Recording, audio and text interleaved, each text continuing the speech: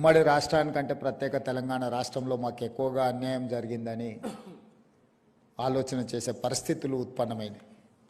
తెలంగాణ కాకుండా ఉమ్మడి ఆంధ్రప్రదేశ్లోనే బాగుండే ప్రభుత్వ ఉద్యోగులకనే ఒక నికృష్టమైన భావదారిద్రపు మాట తెలంగాణ ముఖ్యమంత్రి మాట్లాడడం అనేది ఇది నిజంగా కూడా తెలంగాణ ఆత్మగౌరవాన్ని కించపరచడమే.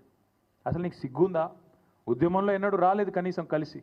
ఇవాళ సిగ్గు లేకుండా ఆ ముఖ్యమంత్రి పదవిలో కూర్చొని కూడా ఈ భావదారిద్రపు మాట మాట్లాడడానికి ఒక తెలంగాణ బిడ్డవు కదా, కనీసం రేషమని ఉండాలి కదా.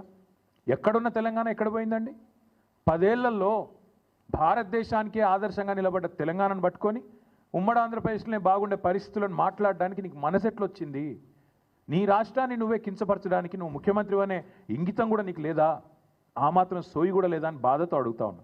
ఒక ముఖ్యమంత్రి పదవిలో కూర్చున్నావు, అదృష్టవంతుడివి నువ్వు. ఎంత గొప్పగా మాట్లాడాలి నువ్వు నీ రాష్ట్రం గురించి, నీ ప్రభుత్వం గురించి కూడా గొప్పగా చెప్పుకోవద్దంటలేదు మేము.